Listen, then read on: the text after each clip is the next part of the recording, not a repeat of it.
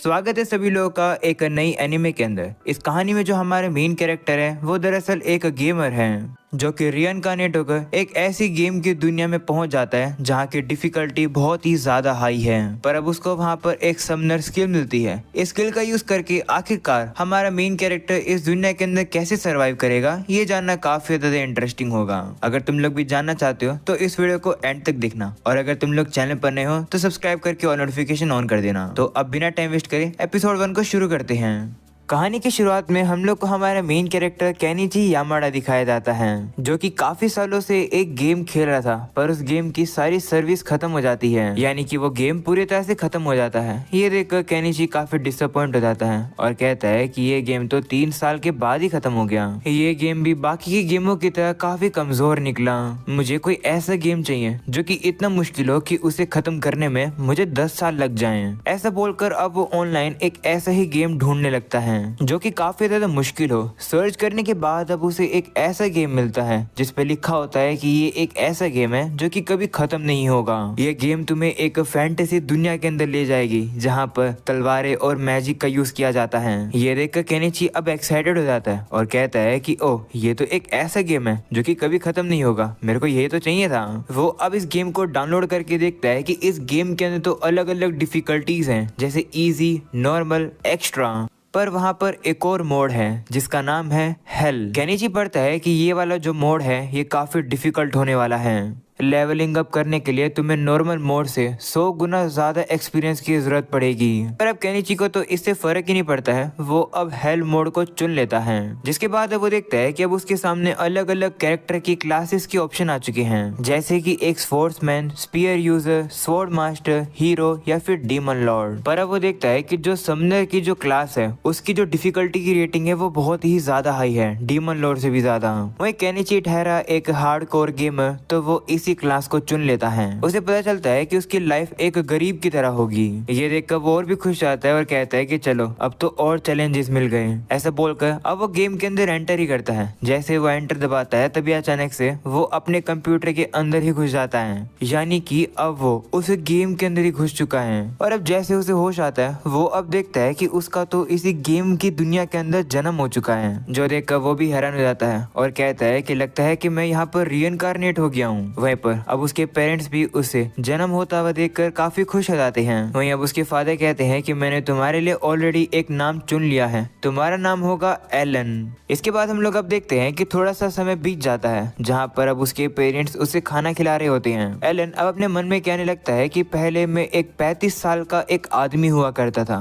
मैं अनएजुकेटेड था, गरीब था और सिंगल था, और मैं एक वर्कर भी था, मेरा नाम केनिची था। पर अब मैं रिइनकार्नेट होकर एलन बन चुका हूँ। इस समय पर मैं 1 साल का हूँ, इसलिए मैं अभी बोल नहीं सकता हूँ, पर मैं अपने आप से बातें कर सकता हूँ और मैं शब्दों को समझ सकता हूँ। वह बताता है कि उसका जन्म एक सर्फ फैमिली में हुआ है, बिल्कुल वैसे ही जैसे उसने चूज किया था। मतलब तुम कह सकते हो कि एक गरीब फैमिली के अंदर। ये एक फ्रंटियर विलेज है जहाँ पर जो पायोनियर्स हैं वो टैक्स पे करते हैं यहाँ के रूलिंग लॉर्ड को, जिससे कि लोग यहाँ की लैंड पर खेती कर सके।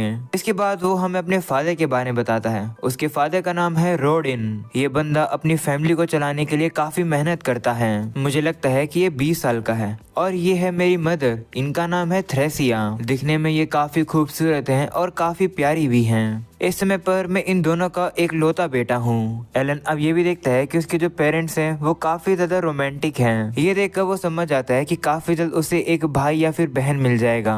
अगले सीन में अब उसके पेरेंट्स उसे रूम के अंदर सुलाकर चले जाते हैं। वहीं एलन इस मौके का वेट कर रहा था। वो दरअसल सोया नहीं है। वो अब अपने स्टेटस को ओपन करने की कोशिश करता है पर कुछ भी नहीं होता है। ये देखकर वो काफी डिसअपॉइंट होता है और कहता है कि आखिरकार मैं एक समनर हूँ भी या नहीं। काश मैं अभी से ही कुछ कर पाता। मैंने काफी बार ट्राई कर लिया है अपने स्टेटस को ओपन करने की, पर कुछ भी नहीं हो रहा है। फिर से ट्राई करता हूँ। ऐसा बोलकर अब वो फिर से ट्राई करता है और अब उसके सामने एक किताब आ जाती है, जिसे देखकर अब वो काफी ज्यादा शौक होता है और चिल्लाता है। उसकी ये आवाज अब उसके पेरेंट्स भी सुन लेते हैं। और अब वो आवाज सुनकर उसके रूम में आने लगते हैं। वहीं इससे पहले कि वो लोग आ सके, एलन अब जल्दी से उस किताब को छिपा देता है। वहीं अब एलन फिर से सोने की एक्टिंग करता है। तब उसके पेरेंट्स को लगता है कि वो नींद में बोल रहा था, तो वो लोग अब उसे वापस से सुलाकर चले जाते हैं। जिसके बाद अब एलन फिर से उठता है और वापस से उस किताब को सामने लाता है। उसे ओपन करने के बाद अब फाइनली 1 साल के बाद अब वो अपने स्टैट्स को देख पाया है। वो देखता है कि इस समय पर वो लेवल 1 पर है और उसकी जो क्लास है वो है समनर। अगले पेज पर उसकी समनिंग स्किल से रिलेटेड डिटेल में लिखा हुआ है। वो देखता है कि समन और क्रिएट करने के लिए स्किल एक्सपीरियंस पॉइंट लगते हैं। इसका मतलब है कि एलन जितना ज्यादा उन्हें यूज करेगा वो उतना ही लेवल अप होगा।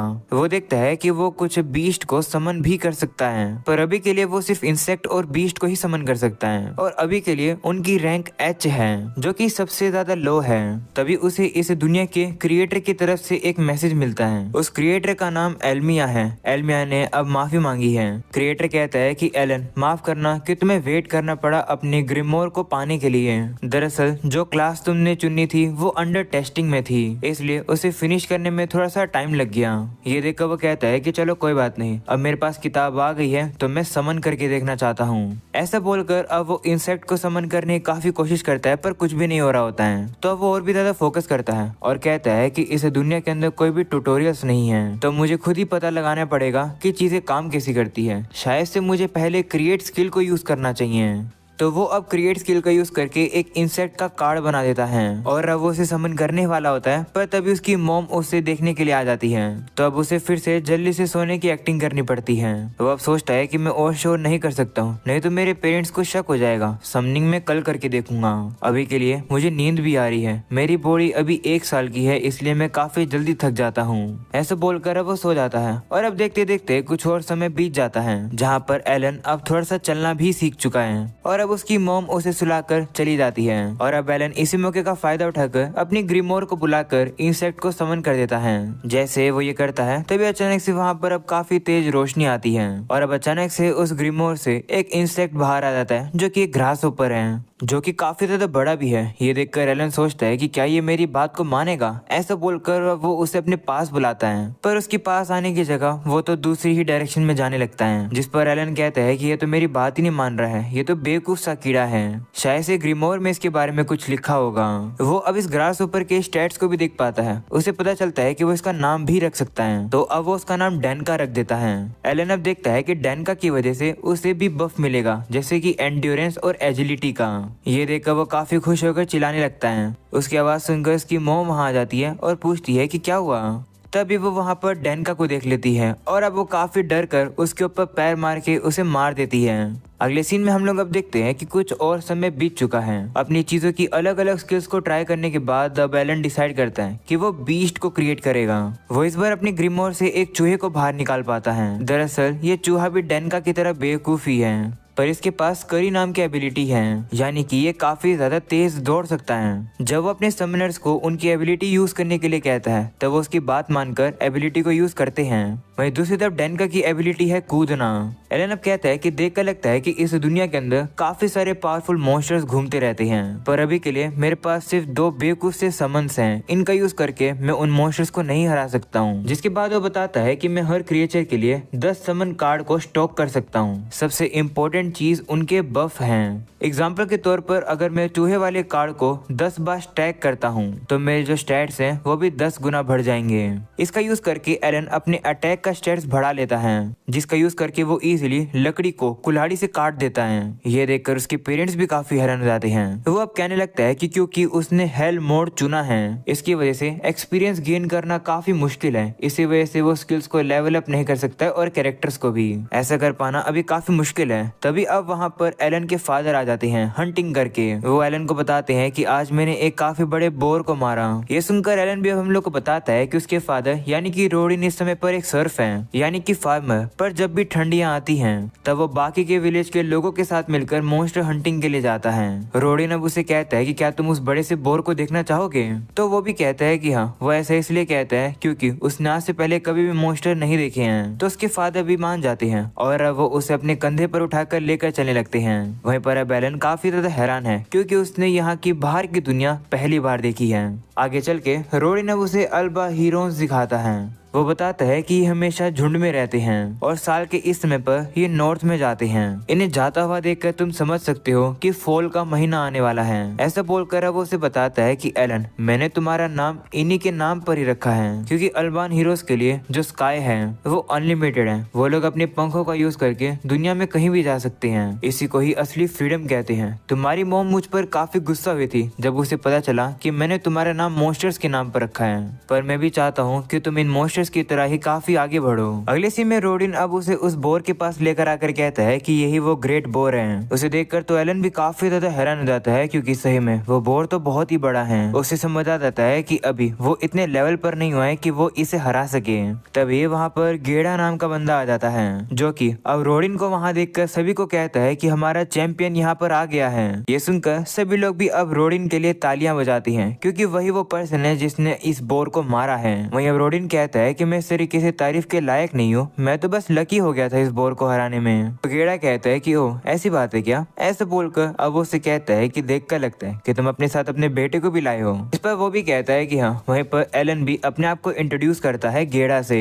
वहीं ये देखकर गेड़ा काफी हैरान हो जाता है कि एलन 1 साल का होने के बावजूद भी अच्छे से बोल पा रहा है। वो कहता है कि मेरी बेटी क्रेना भी बिल्कुल तुम्हारी उम्र की है, पर वो इतना नहीं बोल पाती है। तुमसे मिलकर अच्छा लगा एलन। तो एलन भी उससे हाथ मिलाता है। वहीं एलन अब उसे पूछने लगता है कि जो ये ग्रेट बोर था क्या ये ताकतवर है।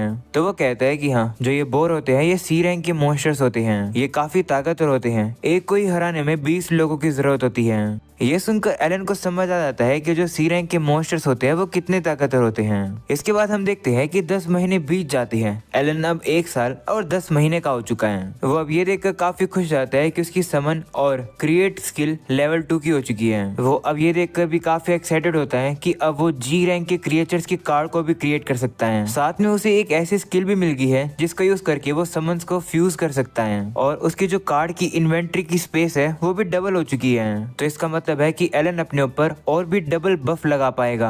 साथ में अब वो ये भी देखता है कि वो अपने ग्रिमोर के अंदर कुछ भी लिख भी सकता है। वो कहता है कि मैं अभी कुछ समन्स को एक साथ फ्यूज करके देखना चाहता हूँ, पर अभी मेरे पास माना पॉइंट नहीं है। इसलिए अब वो जल्दी से खाना खाकर अपने आप को रिकवर कर लेता है और एकदम से सोने के लिए चला जाता है। ये देखकर उसके पेरेंट्स कंफ्यूज हो जाते हैं कि आखिर ये इतने जल्दी क्यों चला गया। वहीं एलन अब आते ही अपने कार्ड्स को एक साथ फ्यूज करने का ट्राई करता है। वो काफी एक्साइटेड होता है ऐसा करने के लिए, पर अब वो देखता है कि अभी भी उसके पास इतने एनफ एमपी पॉइंट्स नहीं हैं। तो वो कहता है कि चलो कोई नहीं, मैं कुछ नए समन कार्ड को क्रिएट करने का कोशिश करता हूँ। वो अब बीस्ट कार्ड को क्रिएट करने का ट्राई करता है, वो भी जी लेवल का, पर अभी भी उसके पास माना पॉइंट्स की कमी है। ये देखकर वो काफी डिसअपॉइंट हो जाता है, क्योंकि इस समय पर उसका एमपी मैक्स लेवल पर है, पर फिर भी इतना काफी नहीं है। ऐसा इस वजह से क्योंकि उसकी डिफिकल्टी हेल मोड पर जो है। इसके बाद हम लोग को अब कुछ समय बाद का सीन दिखाया जाता है, जहाँ पर एलन अब 3 साल का हो चुका है। हम उसके स्टैट्स को भी देख पा रहे हैं कि उसे अब काफी सारे बफ मिल चुके हैं। वो अब फाइनली हॉपर और मॉली को एक साथ फ्यूज करने का ट्राई करता है, जिससे कि अब जी रैंक का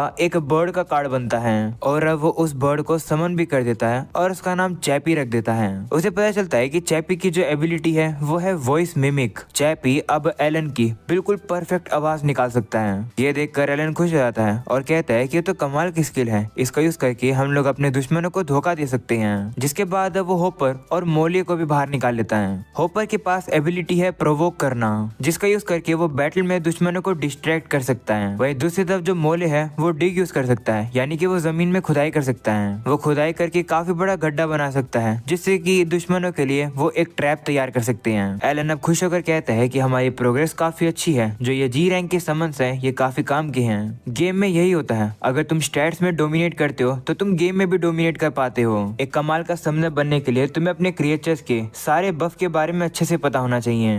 वो अब एक्साइटेड हो जाता है और कहता है कि यहाँ पर मुझे चीजें काफी ज्यादा डेप्थ में और कॉम्प्लेक्सिटी के साथ करनी पड़ रही है, ये हुई ना हार्डकोर गेमिंग। तभी अचानक से मोले के गड्ढा बनाने की वजह से वो नीचे गिर जाता है। वो कहता है कि लेकिन मैं अभी भी इतना ताकतवर नहीं हुआ हूँ कि मैं मॉन्स्टर से लड़ सकूं। इसके बाद अब उसे पता चलता है कि 3 बज गए हैं। इसका मतलब है कि परेशानी यानी कि क्रेना उससे लड़ने के लिए आ गई है। क्रेना गेड़ा की बेटी है। हम लोग अब देखते हैं कि क्रेना तो बहुत ही ज्यादा पावरफुल है, वो काफी ज्यादा तेज भी है। ये देख एलन हैरान हो जाता है और कहता है कि आखिरकार ये इतनी फास्ट कैसे है। मैंने अपनी एजिलिटी के ऊपर अपने बफ लगा रखे हैं, पर फिर भी मैं इससे हार रहा हूँ। क्रेना अब काफी पावरफुल हमला करके उसकी तलवार को भी तोड़ देती है और उसकी बुरी हालत कर देती है। अगले सीन में अब एलन को लेने के लिए उसके पेरेंट्स आ जाते हैं। हम लोग अब देखते हैं कि एलन को जैसा लगा था वैसा ही है, मतलब थ्रेसिया प्रेग्नेंट है, यानी कि एलन का काफी जल्द भाई या बहन आएगा इस दुनिया के अंदर। थ्रेसिया अब उन लोगों से कहती है कि अंधेरा होने वाला है, तुम्हें अब घर चलना चाहिए। तो क्रेना भी मान जाती है और अब वो तो वहाँ से चली जाती है। वहीं अब एलन उठकर अपनी मॉम की मदद करता है सामान को उठाने में, जिसके बाद वो लोग अपने घर में आ जाते हैं। एलन अब अपने फादर से कहता है कि मैं इस बार आपकी मदद करना चाहता हूँ फार्मिंग करने में, क्योंकि इस समय पर मॉम को आराम करने की जरूरत है। मैं आपकी मदद कर सकता हूँ, मैं ताकतवर हूँ। वहीं एलन सोचता है कि हाँ, मैं इनकी मदद कर सकता हूँ क्योंकि मेरा स्टेमिना एक अडल्ट के जितना हो चुका है। वहीं अब उसके पेरेंट्स काफी खुश होते हैं कि एलन ऐसा कह रहा है, पर वो उसे कहते हैं कि तुम अभी बच्चे हो, तुम्हें काम नहीं करना चाहिए, तुम वैसे भी हमारी काफी मदद करते हो, इतना ही काफी है, तुम बस क्रेना के साथ खेलो। पर एलन मान नहीं रहा होता है, पर अब उसके फादर कहते हैं कि तुम्हें बात माननी चाहिए क्योंकि आगे चलकर तुम्हें भी फार्मिंग करनी ही है, तो अभी के लिए तुम्हारे पास मौका है, इसका यूज करके अच्छे से इंजॉय करो। तो अब एलन भी मान जाता है। वो भी अब सोचता है कि हाँ, मेरे फादर सही कह रहे हैं, अगर ऐसे ही चलता रहा तो हमेशा हम लोग फार्मिंग करते हुए ही रह जाएंगे और फार्मिंग करना ही मुश्किल काम है, इसलिए ये लोग मुझे काम नहीं करने दे रहे फार्मिंग का। वो उनकी बात मान जाता है और कहता है कि ठीक है, मैं इंजॉय करूंगा। तो अभी उसकी मोम कहती है कि मैंने नोटिस किया था कि तुम पेड़ के ऊपर पत्थर फेंक रहे थे, पर आखिर तुम ऐसा कर क्यों रहे थे? तो वो कहता है कि आप ही लोगों ने कहा था कि फॉरेस्ट के अंदर मॉन्स्टर्स होते हैं, इसलिए मैं ताकतवर होने की कोशिश कर रहा हूँ जिससे कि मैं मोम को प्रोटेक्ट कर सकूं। ये सुनकर उसके फादर काफी इम्प्रेस होकर उसे उठा लेते हैं और कहते हैं कि तुम तो काफी हिम्मत वाले हो। वहीं एलन अब सोचता है कि सच्चाई तो यह है कि पत्थर में इसलिए फेंक रहा था क्योंकि मैं देखना चाहता था कि समनिंग के अलावा भी क्या मैं कोई और स्किल यूज कर सकता हूँ। वहीं थ्रेसिया कहती है कि तुम ताकतवर बन के क्रेना को प्रोटेक्ट करोगे, है ना? तो वो भी कहता है कि हाँ। जिसके बाद अब एलन के फादर उससे कहते हैं कि तुम दोनों काफी ज्यादा ताकतवर हो, मैं वेट नहीं कर सकता हूँ तुम लोग की अप्रेजल सेरेमनी का।